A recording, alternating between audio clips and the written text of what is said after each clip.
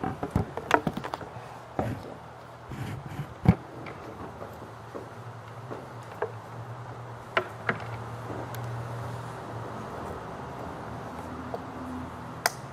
About 25 years ago, I had kidney stones.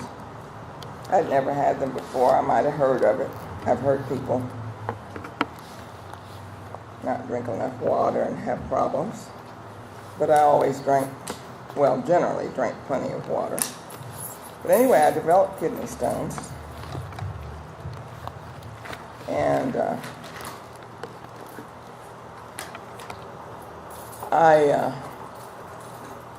they were very, very painful. And so I spoke with my cousin, and she gave me a recipe of, apple juice maybe, apple cider vinegar, plenty of water, and lemon juice. Anyway, I drank that, and I'm probably not saying it right, so it's been so long, but about every half hour for 12 or 14 hours. And what that does is soften the stones and helps them to pass, and that happened. Because otherwise, if they're large enough or distressing enough, they pull you into surgery and just remove them. At least that's what I've been told. Well, anyway, recently, our friend developed that. By the time I heard about it, it happened 2 times. And by the time I heard it the last time, when I got word again, I said, would you like us to come pray for you? Each time was a hospital visit, overnight stay, I guess. And I remembered the pain. But anyway, and I said, would you like us to come pray for you? And he said, well, like it keeps happening, and just come, okay. So anyway, we did go and pray. And the Lord blessed. Came out that time, and unless he hasn't told me, it hasn't happened again. He said they told him to stop drinking soda. He said, I've stopped that already.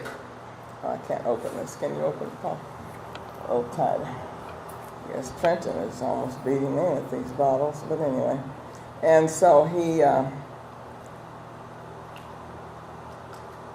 thank you.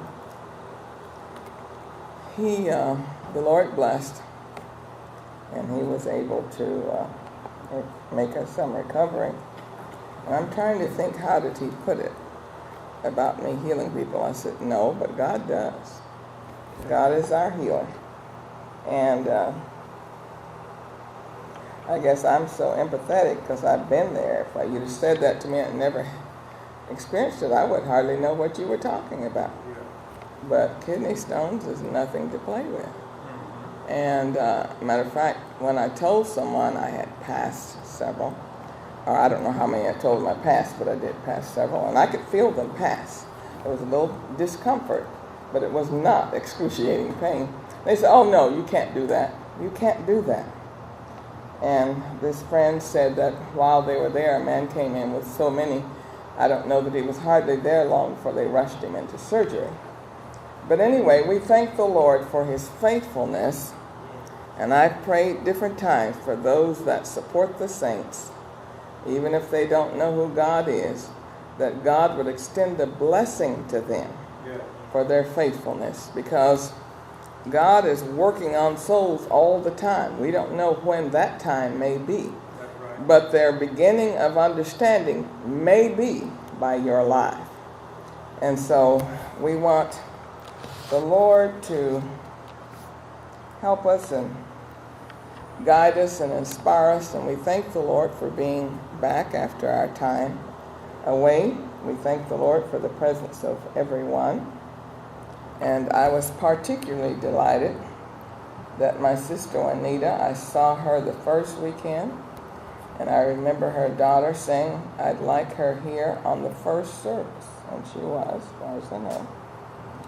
And every time I was there, she was there. I wasn't there but 4 to 5 days, but she was there, and that is a great blessing, an answer to prayer. And I feel this is so critical for the furtherance of the gospel. that we all are there. Many times we think, well, let's get the preacher there, and that is important. But it's just as critically important that we have saints of God praying for souls and the furtherance of the gospel in the meeting. And so we thank the Lord for the presence of everyone. I was thankful to see the Johnsons faring. They've done a lot of traveling and a lot of grieving and a lot of whatever, but being able to be there, that was wonderful. Our desire is to be sensitive to the will of God, sensitive to his leading. And I thought about something, well, I just observed it because I've been a mother at home for all of Paul. Come here, it's a bug. Maybe you need to step on it or something. Oh no, it flew. I thought it was a crawling bug only, I'm sorry. Okay. So it wasn't something else. Okay. Anyway, so I thank the Lord that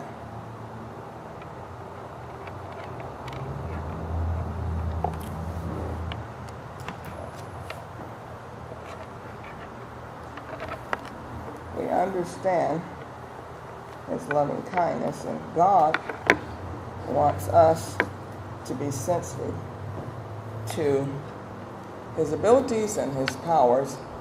But I've read stories about dogs. I've had interest in dogs because my husband liked having a dog before we ever had children. And we had probably 3 or 4, I don't know how many, but before, maybe it was 2, before our children were born. And over the years we had more. About 25 years ago, we got our first St. Bernard for my son Travis. It was given to us actually in the home school we were in. And I was fascinated with the St. Bernard dog and read every book available at that time. Wasn't to me a great amount, at least I went through all that I could find. And other dogs as well. We had Toby, I think, was a short-haired shepherd mix or something. She was very smart, very keen. And she was the one I talked to just like she was one of my children. And I came out, we had a sofa we were keeping on the porch at that time. And she was on, I said, Toby, get off the sofa. And she got off. And, but whenever she'd come walking toward me, she'd grin. The first time I saw her do that, I thought, Toby, don't be baring your teeth at me. And then finally I realized I'm missing a tooth now, but my teeth are very, very large. And I would probably often smile at her. And so she'd smile back, I finally realized. And I was telling someone about it, and I said, come here, Toby. And she came walking and grinning. And I don't know that I or anyone else, maybe other people have, but I'd never seen a dog smile, but Toby did all the time. She was Aaron's dog. And he had taught her all kinds of things. Because whenever he ate an apple, he'd throw the core, she'd catch it and eat it. So she was an apple-eating dog. But anyway, so the point is I've observed closely dogs for many years. And other than 3 years in between, for the last 25 years, we've had a St. Bernard, one or more. And I've been aware of certain qualities. We lived on a corner for years, and we didn't have a fence. And so people would see that big 2-acre backyard, and they just feel like, oh, I can walk through here. And he would always bark. So I'd go look out, because I'd be there by myself. Because I could tell by her bark someone was there, certain sound to it. And not only that, with huge heads and nostrils like they do, they had a keen sense of smell. And I kind of noticed that, just, general observation. I wasn't focusing on it. I read an article about dogs that they use to track people. Now, I'm assuming this information was correct, but they said you can have a tracking dog, and I don't know if that's what they call them, but personnel would have them in the car with them.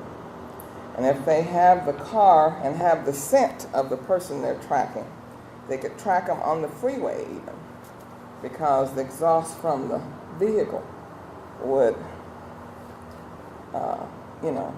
come from the car, and the dog could track it even in the car. So they have a keen sense of smell, and I know it's true because a little bit of a sad story. Sierra had her last litter, and I don't know if we knew she was expecting, but she found an old doghouse. We didn't even count her doghouse, and she went in there and had her babies, and we came out and found she just had 5. In her heyday, she'd have a dozen. But anyway, you have to really be careful with Saints when they have new puppies, because the mothers are so huge, just physically, not overweight, just big. And St. Bernard puppies are born very strong as well. And so they are so strong that when the mother is ready to get in position for them to nurse, most little dogs, the mother might have to kind of push them up to nurse. Well, Saints will crawl over there real quick. And you have to watch them the first few days or a couple of weeks, particularly the first week, because as she's dropping, they can crawl under her. And that's it. And that whole 150, 160 pounds land on the puppy, it'll kill him. So we lost about 2 or 3 out of that 5. I can't remember, at least 2. And so Aaron, or someone, it might have been Aaron, I asked him to bury it in the front yard over to the side rather than the back, because she would be seeking her puppies, because her ability was so great to smell and seek them out. And so we did. And St. Bernards are real strong. You have to put them in kind of like you do a pig with hog wire. And so she took our little chain link gate, and they could do like this. She just moved her over like a bear or something. And her paws were so big, if the door wasn't locked, she could come and open it, front door. Be standing there like, okay. Well, anyway, this particular litter, we buried them when we thought that was the end of it.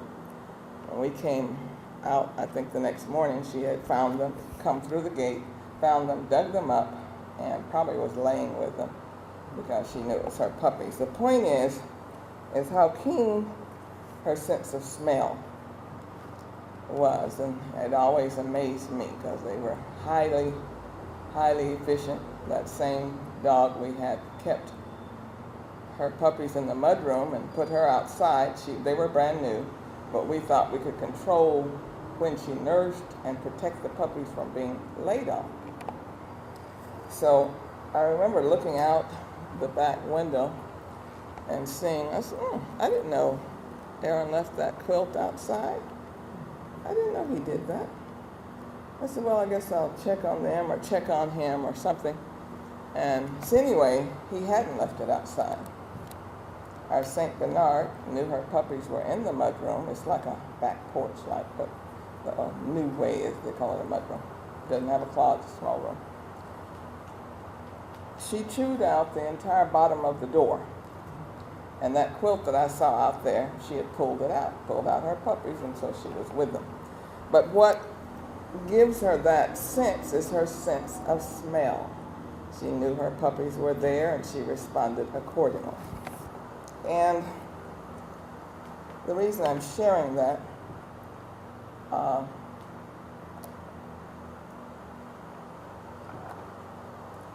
many times we feel out of sight, out of mind, that we got this covered, nobody else see it, nobody else know anything about it.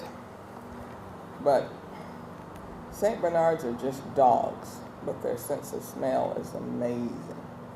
And matter of fact, I would often be shocked because he and I were always there together, everyone gone to school. And so I didn't really concern myself unless he barked. I've had male and female, but Prince was a male. And if any male person came into our backyard, you'd think she was going to tear him from limb to limb. She was in a pen. Other people come, females, no problem. So anyway, that was how keen her sense of male was. We didn't say, oh, Prince, this is a male, this is our friend, nothing. You didn't even have time to say anything. She just reacted. He reacted, excuse me, please. But anyway, the point is that, and when for many, many years, my sense of smell was so keen until if I'd been away and I came home, I could tell who had come in, that someone else had come into my home, or someone that hadn't been there. Even if they had come and gone, I guess I can't remember for sure, but my husband used to tell me I was like a bloodhound. But anyway, but I also could smell if a mouse had breached our house and was in it. I could smell them. And I said, well, I don't know where it is, but I can smell if they've been here or something. And I don't have that keenness now, but I had it for many years. And so I remember, I don't remember paying much attention to the smell of babies other than making sure they were clean. But a breastfed baby smells totally different than a baby who's bottle fed. Even if they say it's the best formula in the world, it smells completely different. And as a mother, if you can smell your baby, you know if they're in distress or whatever it is. My sister, who became very ill with one of her babies, it could have been one of the last ones, I don't know, became very ill, and so she had to stop breastfeeding. She was so sick. And I don't have all the details, but the part I'm getting ready to tell, I was present, I think, or she told me. And so she had to feed them a formula, and she'd never done that before. And so I'm trying to think if she called my mother and said, I think my baby's dying, because I can smell it. It's never smelled like this before. I think it's just dying. And so that was her sense of smell and dealing with it. Well, God has a sense of smell. Those things that offend the nostrils of God, sometimes the rest of us may not smell it. Sometimes the rest of us may feel like we can ignore it. Or not ignore it, it just goes over our head. But when it comes to God, those things, the sweet smelling savor, a sweet spirit or a pure spirit, God smells that. And it can be in favor or offend the nostrils of God. And it is important for us to appreciate that if no one sees where we go, no one sees what we do, no one even sees what we think or hear, anything, God's nostrils will pick up any foreign scent. The very present, God will pick it up, and if he chooses, he may reveal it to someone else if they need to respond. And sometimes, as a child, and even adults, they feel like what they don't know won't hurt them. I mean, they just go on their way, or whoever it might be. But God's sense of smell, his spirit, can smell spiritual discord or spiritual inappropriate behavior or spiritual spirits that are contradictory to the Spirit of God. Not only can he smell it, but he'll respond to it. And so it is important that we realize that unlike me, like I said, my husband would say, honey, you're like a bloodhound or something.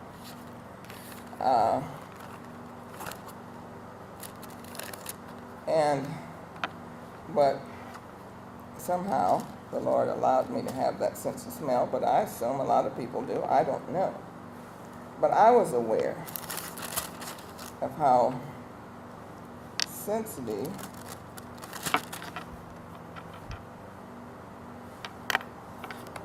God is, or how sensitive I was. And so those things that only emit a smell, when it comes to spiritual smells, God discerns it. God smells it. And as I was considering this, I thought about we have so many smells. And you go to department stores and they have whole counters of fragrances, and this is this and this is that, and then some brands are popular enough, they have their own counter. They're not there with any other. It's just smells. And when it comes to spices, they were a rare possession in the first centuries of the world. That's why merchants of spices were almost equivalent to merchants carrying gold. Spices were incredible. And when they speak of Jesus' body, they said they went to get spices to prepare, to put on him. In other words, this was a special effort. And so God, being aware of this, realized that that was something people understood, that this is a stink in the nostrils of God when there is misbehavior. Now,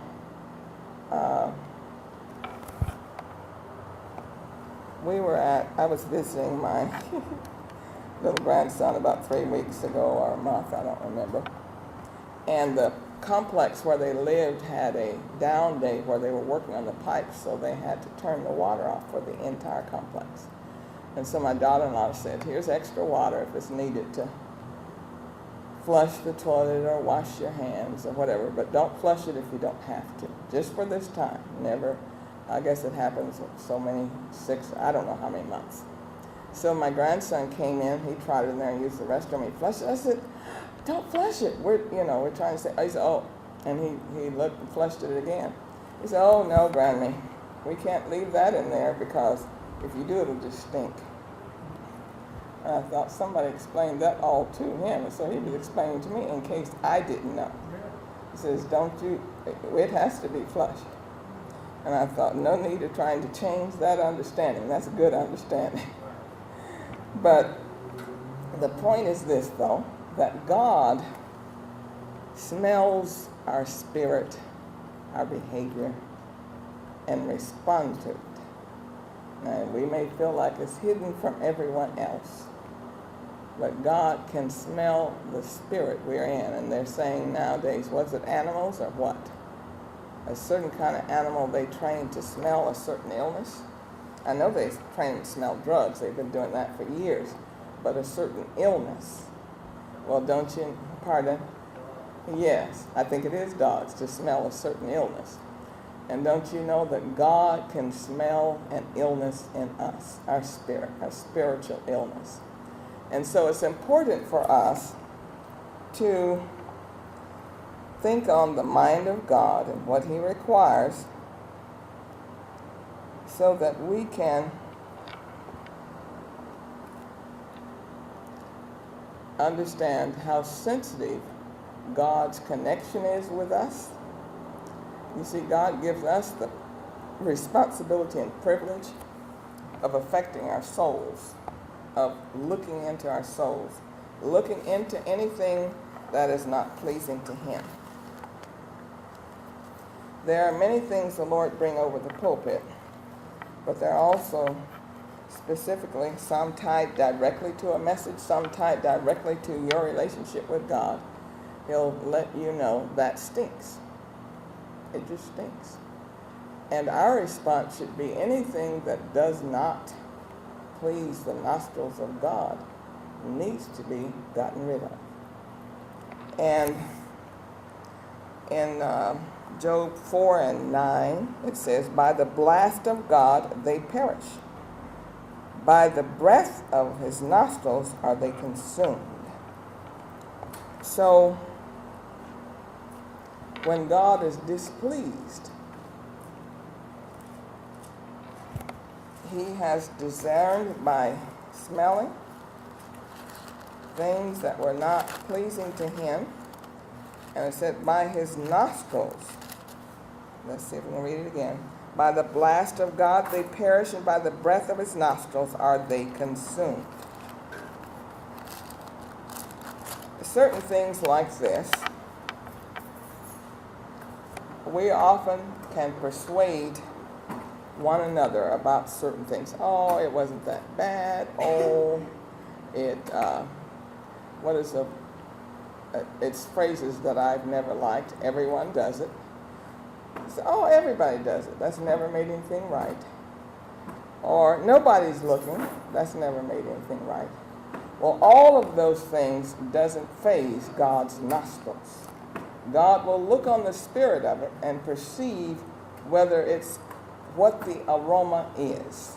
If it's an aroma that does not please him, if our behavior is questionable, even if there might be some looking on and they support wrong behavior. There may be no one looking on, but when God's nostrils perceive the odor of unrighteousness, and by his very breath it can be consumed, it behooves us to seek a carefulness when it comes to God. Yeah. Not a carefulness because somebody might be looking, as I used to tell my children, they were very young and still true now, that even if I'm not present, God is. Now, we tell that to children, and we feel like, well, they ought to understand. But some adults don't understand it either. And they feel like they can live a certain way, and as long as I present myself in a certain posture, I'm okay. But God wants a holy people with pure hearts. And he will, in order to have that, he will seek the inward behavior, and God will look on, and his very nostrils will pick up something impure, something that's not pure. And it is such a serious thing, but it's also a blessing. Because we're living in a time now, and it was a report in the last 3 or 4 days. What are those things that people have? Pacemakers, I think. And that's to keep the heart regulated, the beat of the heart. And if I'm saying this wrong, you can help me. God can, they said, and they've used them for years. And when I was so close to death in the hospital, they didn't even offer me a pacemaker. They said, we are willing to put you on the list for a heart transplant. So I guess they decided a pacemaker wasn't going to do it. But pacemakers have been a option, I guess, for a few generations, I guess. I don't know. Maybe a couple anyway. And it's significant because the reason I'm aware of that too, when I went to the hospital and they were examining and checking my heart to see what it was doing, and asked me if I had ever drank or smoked, and I told them no. Anyway, after all the tests, as I said, they put me in the heart unit, but they said, we can offer you a new heart. We'll put you on the list. Because you can't get on the list until, I guess, a doctor recommends it. And so, and there was a lady in the bed next to me, and she was an older lady, and I guess she had had a pacemaker put in, and they were telling her, don't do this, and don't do this, and don't do this, and don't do this in the next so many hours until you recover. Well, recently, in the last week, I think, they said that, did they say, I don't know if it was thousands or millions, but anyway, I know it was thousands, 40, 50,000 persons that have the new pacemakers. I'm calling it new because they must have a digital code in them. They said, we have found that the pacemakers now are in a position to be hacked. The Lord Jesus have mercy on me. But you see, God can look into the heart. He didn't have to go there for that. He could look into the heart and smell and see what is out of order in our spirits. And I don't know anything more horrendous than that. You got a pacemaker in your heart and it could be hacked. I know they start saying cars could be hacked, but a pacemaker, Lord have mercy. But the point is this. We may choose to ignore or put aside or disregard to certain things. But just God looking on you, his very nostrils will pick up what is out of order in you. Just pick it up. Doesn't even have to be me saying it. Doesn't have to be someone else saying it, although God in his mercy, many times he'll send persons to you to give you a message as well as speak to yourself. But what we want is to be aware how sensitive God's nostrils are. And I suspect part of the reason God wants to address it is for us to be aware of how sensitive and all-seeing, all-discerning God is. All-discerning he is. And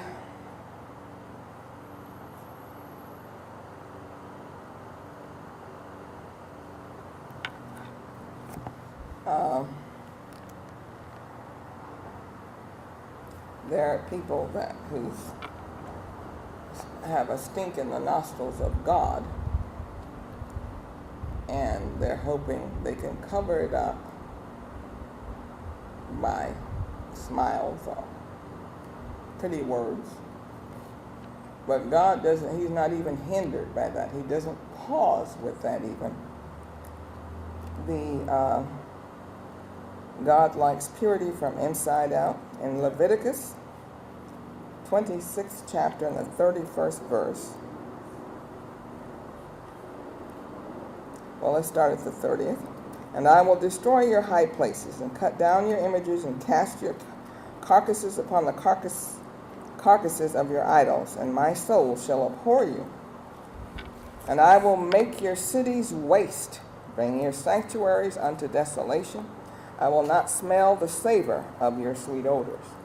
In other words, the behavior and the possessions they had completely annihilated any sweet odor that God was going to get from them. Do we realize that this still applies in this generation? Sometimes we think of the Old Testament as just that old, but it's simply a foreshadow of the New Testament. In other words, God has been seeking to guide people for centuries, and that's faithfulness, because how many of us, if we're not careful, say, I've been at this long enough, I'm finished, and that's that. But God seeks anyone that has a desire to please him.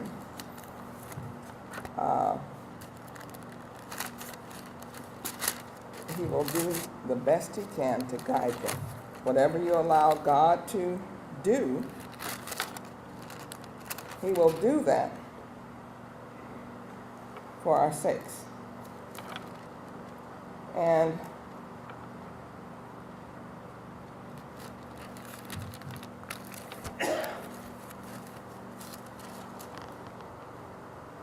God is so keen and cares so much. It behooves us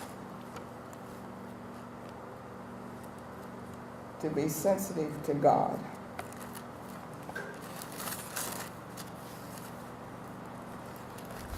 We are in a digital age from time to time. You hear me regularly speak of this.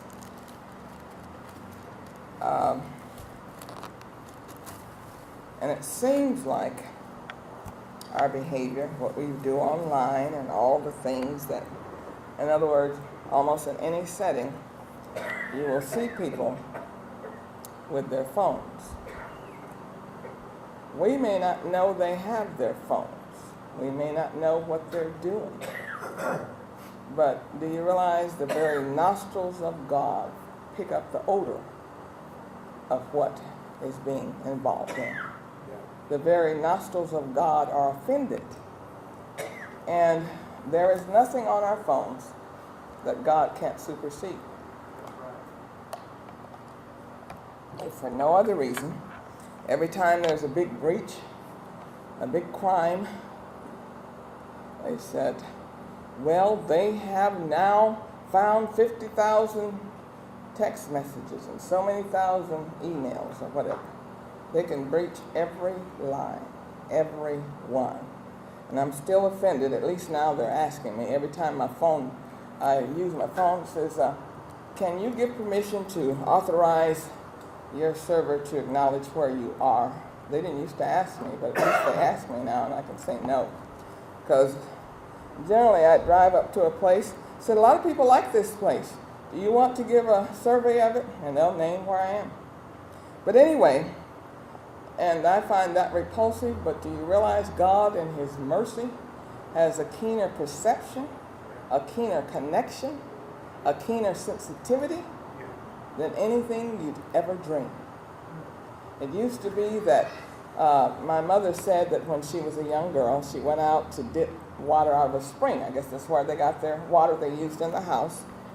And she said she slipped and fell into the spring. And I'm not sure she knew how to swim. I think that's why it was so dangerous. She went down, she come up, went down.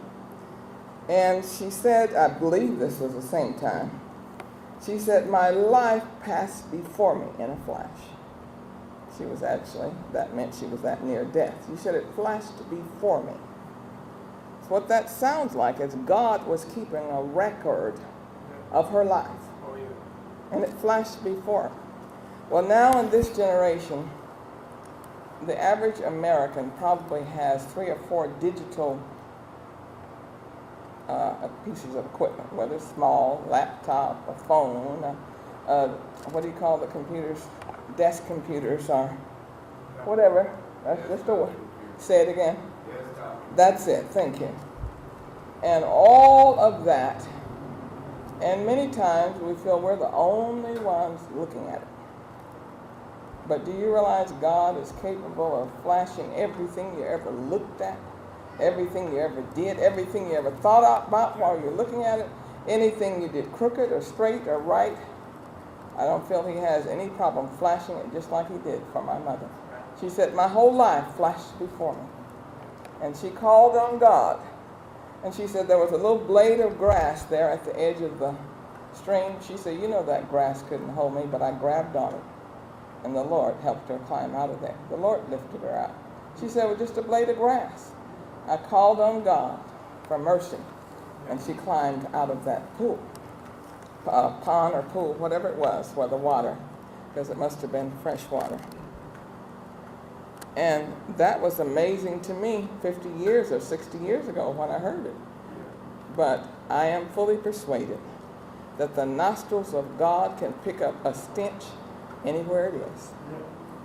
Digital don't even have anything to do with it. So God has created the most amazing computer. Man has taken thousands of years to get close, and that's our bodies, our spirit. Our bodies is the holding place for our spirit, our soul. And He is able to perceive just by a whiff of a smell to know when a soul is in trouble. God can look on it. But when a soul is defying, what did it say here? Let's read it one more time. Let's see, did I get it? I changed.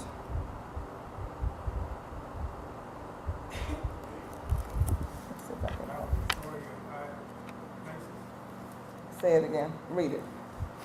And I will destroy your high places, cut down your images, and cast your carcasses upon the carcass of your idols. Yes. Keep going. And my soul shall abhor working. Where is that located? That's Leviticus. 26:30. Leviticus 26 and 30 and 31.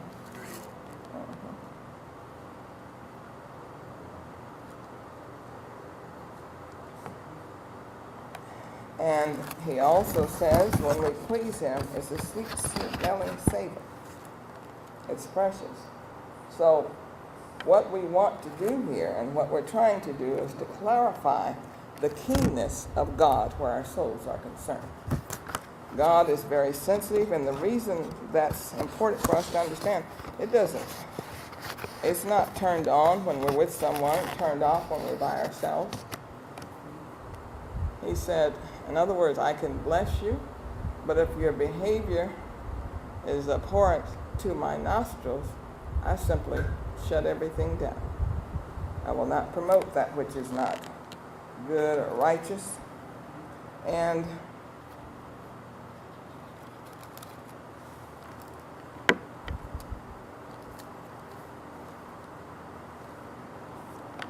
he is seeking for a clarity and a purity in our hearts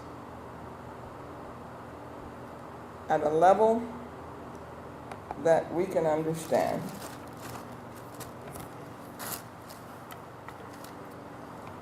When it comes to certain things, when my husband used to weld, and you've heard him tell about the high-rise buildings. I think they worked on them up to 70 stories. And so the tolerance was zero. You couldn't make a mistake, because when it got to the top, the whole top floors of the facility would be compromised. Well, God has zero tolerance, and his nostrils can pick up anything in error. And that's what he was referring to when he was reading that. If you don't do this, then I will simply consume it just with my nostrils. Just the breath from my nostrils will destroy it. But just like the breath from his nostrils will destroy it, the very breath from his nostrils will bring victory. It will bring liberty. It will bring blessings. And something that was very precious to me to realize is that God was looking on my case. Whatever errors anyone else may have seen and decided to condemn me, God looked on and knew my heart. His very nostrils pick up error. And God blesses parents with a certain amount of ability like that to perceive when something is not right.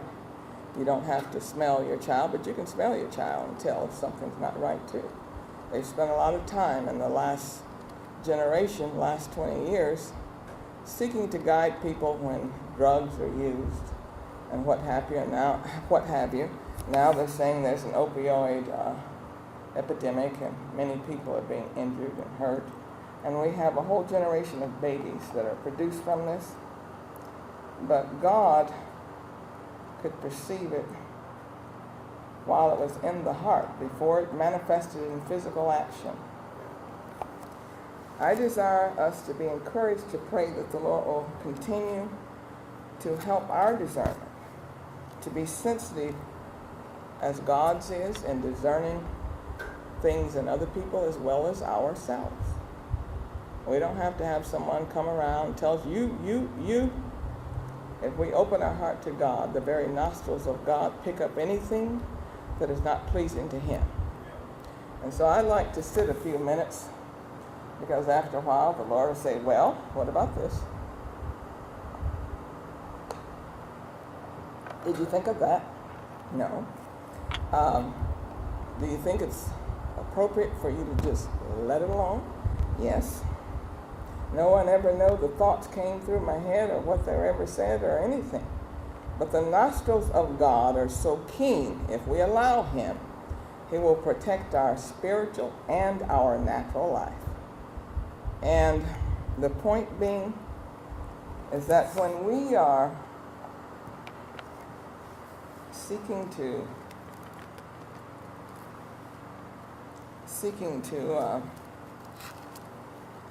navigate the world we're in, God has a built-in protection. As I said, that built-in protection protects the life of the baby. Before mothers have babies,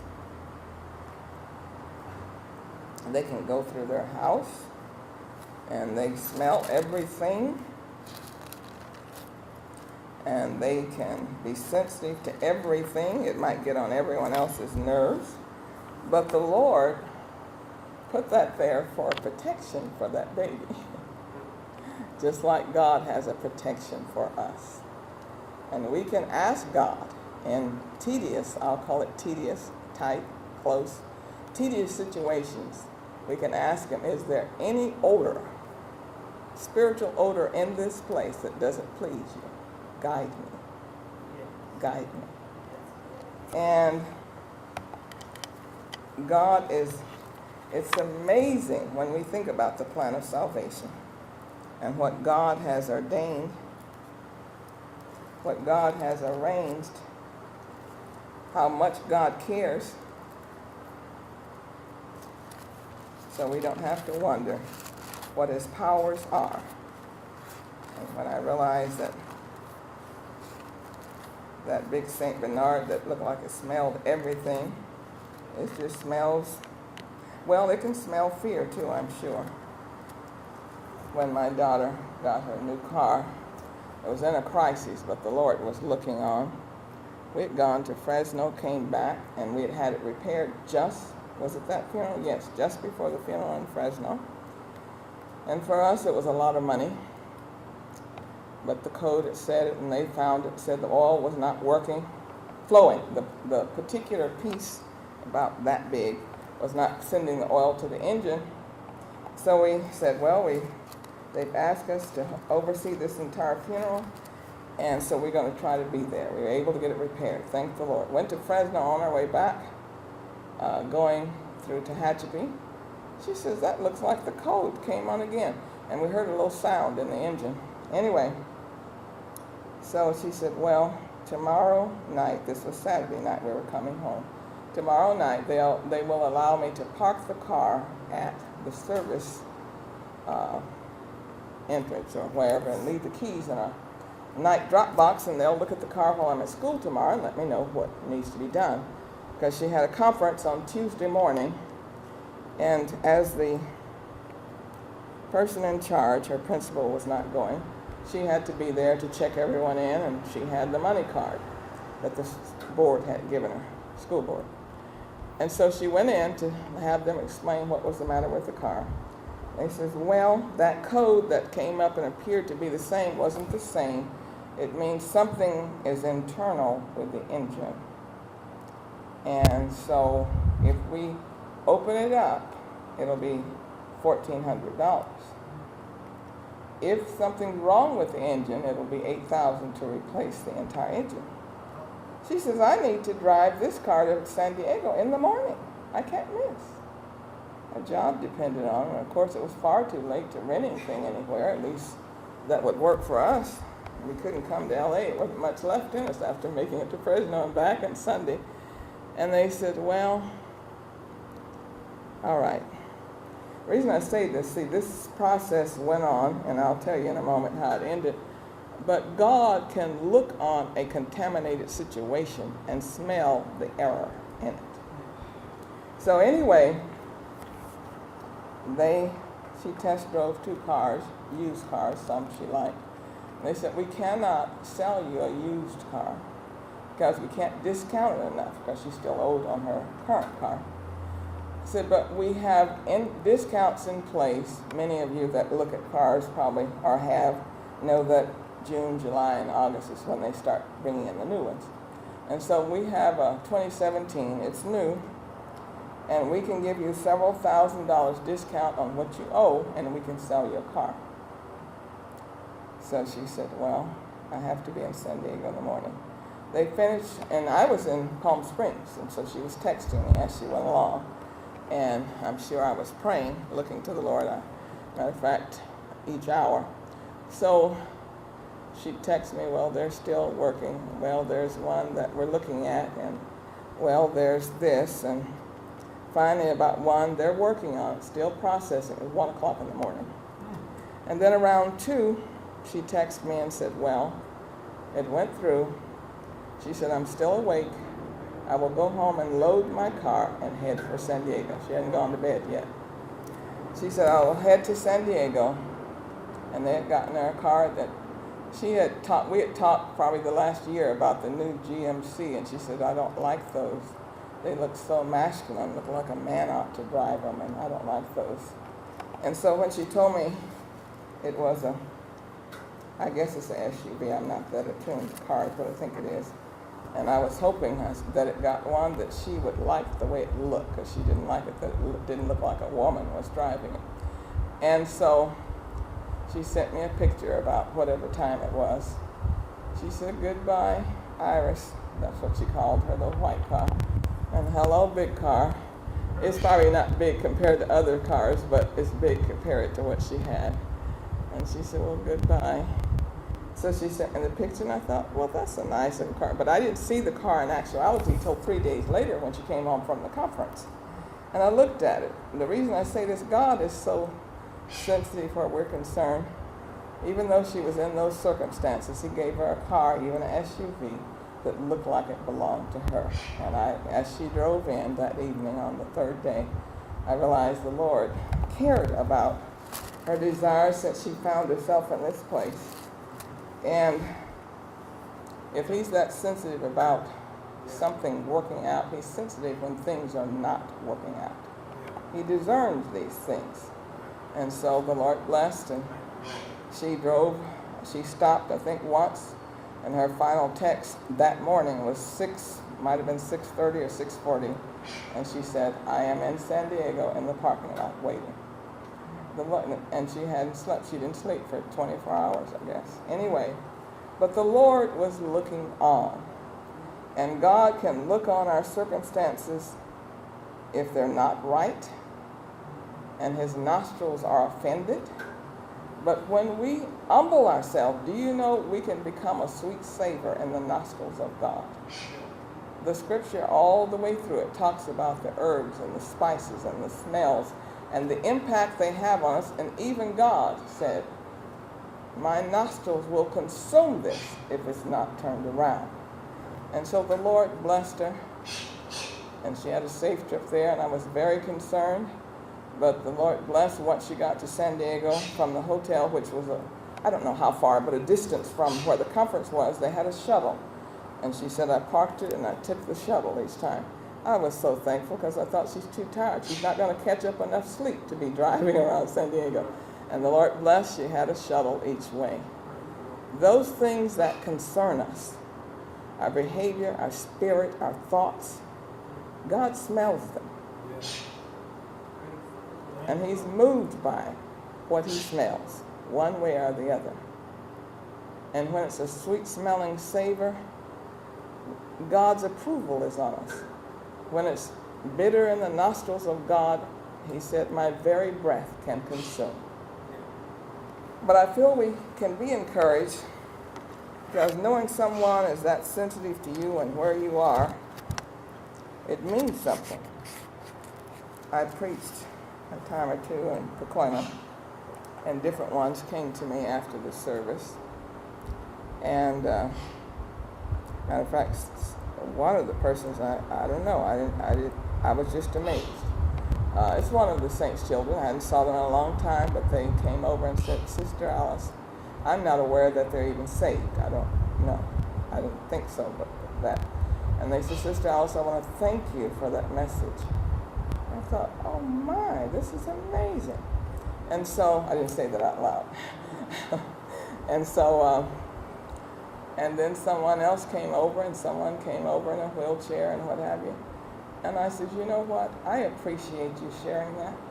I said, I took for granted. My husband and I were both ministers, and the Lord qualified us, tapped us in shape, stretched us, pulled us, pushed us, got us where he needed us to be, and it was a very precious experience for us. And there were times when my husband was challenged, times when I was challenged, and we supported each other. And he said, and he would tell me about my message, and I'd tell him, and I'd call him preacher, and he'd call me preacher. And that was kind of being funny, but not funny, because I admired his ministry greatly, and he admired mine. So he'd say, you're the preacher. But what I'm getting to, we would often share, because we know what it took to get a message from God. And he would tell me how much he appreciated it, or sometimes he'd stand before the congregation and say it. And I realized he's not here anymore, and so I didn't have that feedback from anyone. And then 2 of my children in particular share with me often, and I appreciate it. And even if they say, well, I'd like you to consider this or consider that, I said, I appreciate you listening that closely so that you could share that with me. And so I thanked persons that came. I said, I took it for granted when my husband and I shared. That was just a part of our day. I said, but he's not here now. For you to come all the way across the chapel to tell me how much you appreciate it, I thank you. And we want our very hearts and our spirit to be pleasing in the nostrils of God, because souls' lives are at stake. And we want, when we preach, to preach the divine word of God. If we don't measure up, it's out of our hands. God takes over. And he said, I will consume you with the breath from my nostrils. Or when it's a sweet-smelling savor, he has a particular blessing for us. No matter how strong and able we are, except God breathes on us his mercy, we will be no more. Simple as that. Except he does that. I still marvel and thank him that I'm here. How long it will be, I don't know. But I do know I want the nostrils of God to have a sweet-smelling reception when he looks on my life, that it doesn't offend God how I'm living, that he's not offended. And it doesn't matter whether you know what I'm doing or not, because God takes that into his hands. It moves from ours and into his hands. May we be inspired and challenged to follow the mind of God. Odors, Revelation says odors are the prayers of saints. Yeah, it says the prayers of saints. And so God is real sensitive, because we know how he answers prayers. So odors, these sweet odors, are the prayers of saints. May God have a blessed day where we're concerned that the odors that come from us are acceptable to him.